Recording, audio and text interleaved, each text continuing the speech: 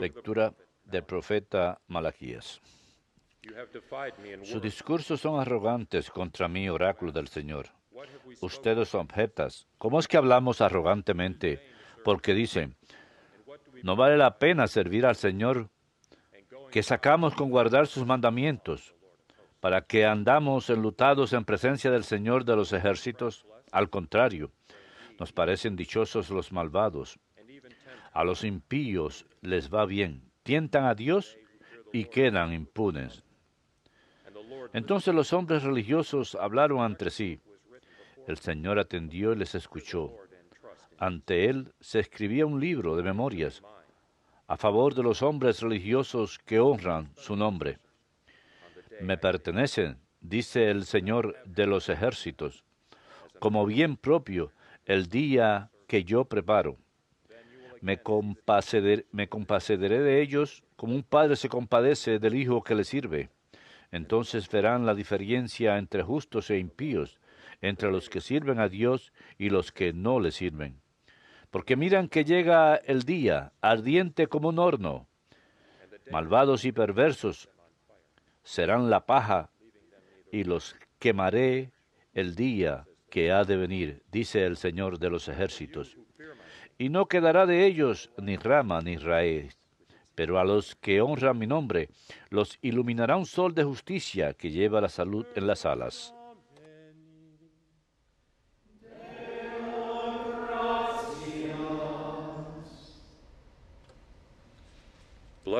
Dichoso el hombre que ha puesto su confianza en el Señor. Dichoso el hombre que ha puesto su confianza en el Señor. Dichoso el hombre que no sigue el consejo de los impíos, ni entra por la senda de los pecadores, ni se sienta en la reunión de los cínicos, sino que su gozo es la ley del Señor. Dichoso el hombre que ha puesto su confianza en el Señor. Será como un árbol plantado al borde de la sequía, da fruto en su sazón, y no se marchitan sus hojas, y cuanto emprende tiene buen fin.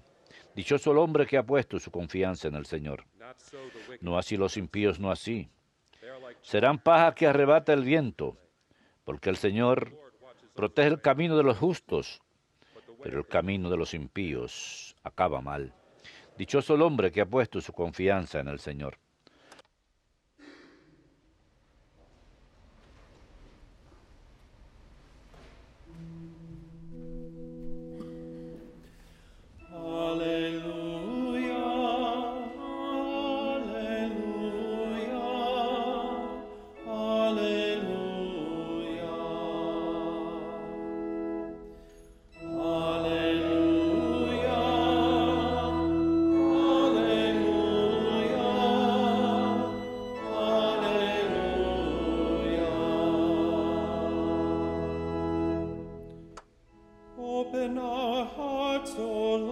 Abre nuestros corazones, Señor, para escuchar las palabras de tu Hijo.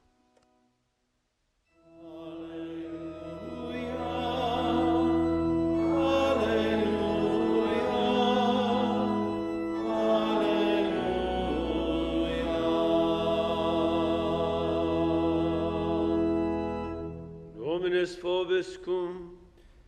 Et cum spiritu tuo. Lectio Sancti Evangelii secundum Lucam. Gloria tibi, Domine. Jesus said to his... En aquel tiempo dijo Jesús a sus discípulos, si alguno de ustedes tiene un amigo y viene a medianoche para decirle, amigo, préstame 3 panes, pues uno de mis amigos ha venido de viaje y no tengo nada que ofrecerle. Y desde adentro el otro le responde, no me molestes, la puerta está cerrada, mis niños y yo estamos acostados, no puedo levantarme para dártelo. Si el otro insiste llamando, yo les digo que si no se levanta y se los da por ser amigo suyo, al menos por la importunidad, se levantará y le dará cuanto necesite. Pues así les digo a ustedes, pidan y se les dará, busquen y hallarán, llamen y se les abrirá. Porque quien pide, recibe. Quien busca, halla. Y al que llama, se le abre. ¿Qué padre entre ustedes, cuando el hijo le pide pan, le dará una piedra? ¿O si le pide un pez, le dará una serpiente? ¿O si le pide un huevo, le dará un escorpión? Si ustedes, pues, que son malos, saben dar cosas buenas a sus hijos, cuanto más su Padre Celestial dará el Espíritu Santo a los que se lo piden. Verbum Domini. Laus tibi Christe.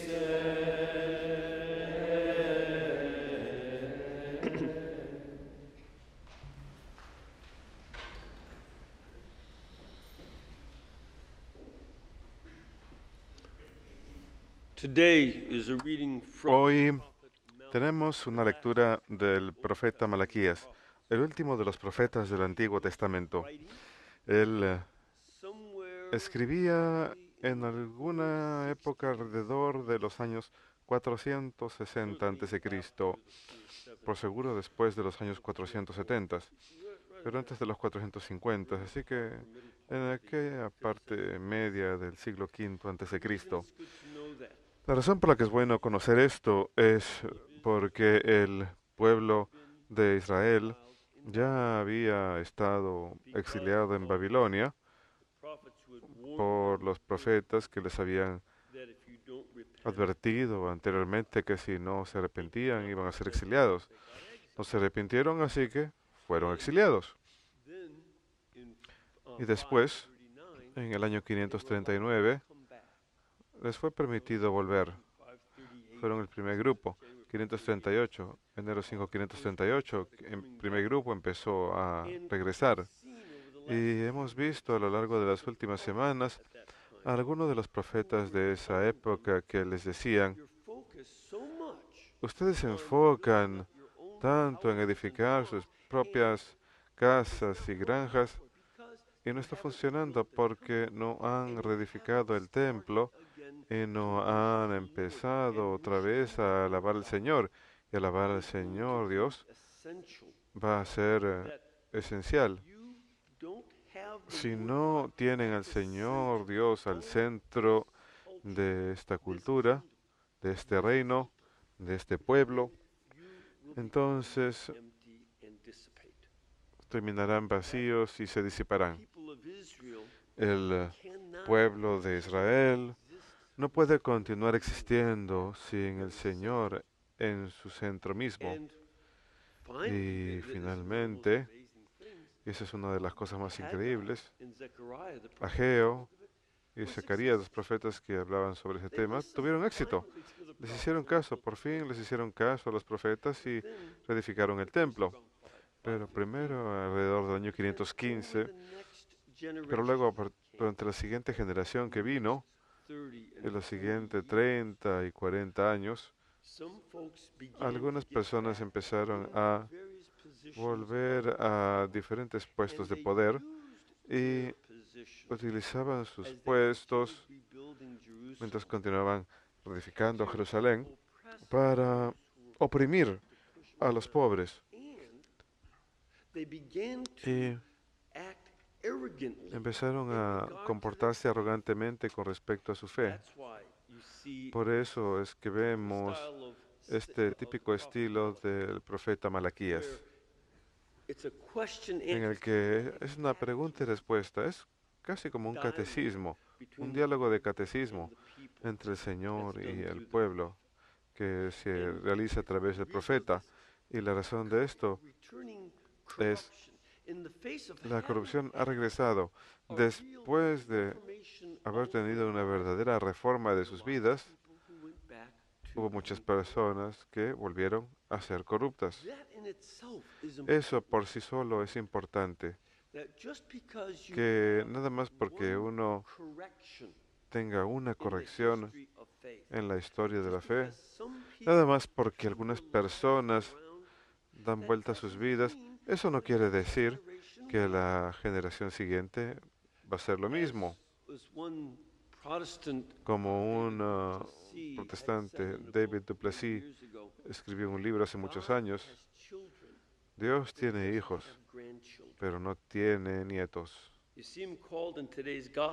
En el Evangelio de hoy escuchamos cómo le llaman padre en el cielo, pero no le llaman abuelo. O sea, cada generación tiene que aceptar ese llamado de actuar como hijos de Dios. Y no podemos decir, oh, nuestros padres tuvieron fe, así que nosotros vamos a llevarnos por eso. No, cada generación tiene que venir al Señor por sí mismos. Y cada generación debe ser llamada de vuelta. Así como Zacarías y Ageo llamaron a esa generación a que volvió del exilio. De la misma manera, una generación después vemos a Malaquías, que tiene que llamar al pueblo a otro nivel de arrepentimiento. Y en esto, el Señor Dios habla. Me han desafiado en palabra. La palabra desafiar en hebreo es hasekú, que significa te has puesto fuerte contra mí. La gente que dice y se han puesto fuertes contra Dios mediante sus palabras, enseñando aquello que es falso y tratando de acomodar la palabra de Dios al comportamiento de uno. Es lo que él está hablando. Muchas personas hacen eso. Dicen, oh, bueno, Dios no castiga a las personas que cometen los pecados que yo he cometido. No lo ponen tan abiertamente, pero eso es lo que quieren decir. Los pecados que me gustan, oh, Dios no me va a castigar. Hay algunos pecados que no me gustan y sí, Dios los va a castigar por eso, en especial si eso apoya mi causa política, mis causas económicas o algo más. Si yo puedo volverme más rico o más poderoso al criticar los pecados de ustedes, está bien, pero mis pecados, no, no, no, no. Dios es un Padre que le perdona todo con respecto a las cosas que yo hago mal. A eso se refiere, a sus palabras. Estaban falsificando la verdad de los mandamientos de Dios. Y así que le preguntan, ¿de qué forma hemos hablado contra ti? Y él explica, ustedes han dicho que es vano servir a Dios. Nuevamente, hay un juego aquí, hay un par de palabras en vanidad en hebreo. La que él utiliza es shave, shava, avot, elehim. Es vano servir a Dios. Esa es la palabra que se utiliza en el segundo mandamiento, en donde dice, no tomarás el nombre del Señor vuestro Dios en vano. Pero lo que él está diciendo es, no solo que está tomando el nombre de él en vano, sino que está diciendo que es vano servir a Dios. ¿Y acaso no escuchamos en nuestra cultura, y acaso no lo hemos escuchado a lo largo de la última generación o más, que hacer cosas religiosas? ¿Cuántas personas escuchan que dicen, oh, yo no soy religioso, yo soy espiritual? No, servir a Dios directamente y hacerlo no para que uno pueda tener un sentimiento de paz. No se trata de terapia personal, mediante la cual yo tengo buenos sentimientos. Es lo que me gusta llamar. Dicen que son espirituales en lo referente a que hay una luz espiritual.